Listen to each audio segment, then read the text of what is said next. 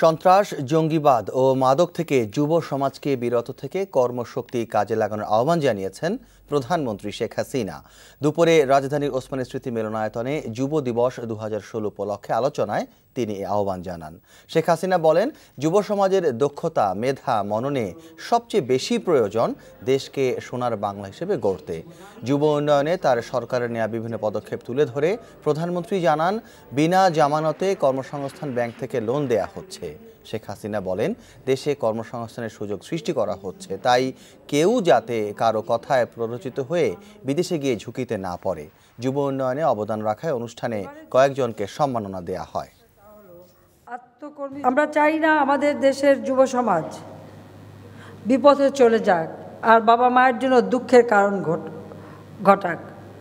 যেমন মাদকাসক্তি, সন্ত্রাস, উগ্রপন্থা, জঙ্গিবাদ, এর থেকে যুব সমাজকে বিরত থাকতে হবে।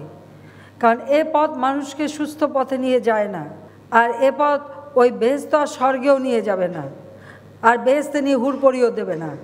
কাজে আজকে যাই ধর্মের এই উন্মাদনা সৃষ্টি করে মানুষ হত্যা করে, তাদের স্থান ওই কখনো বেহেশতে হবে না, দোজখেই হবে।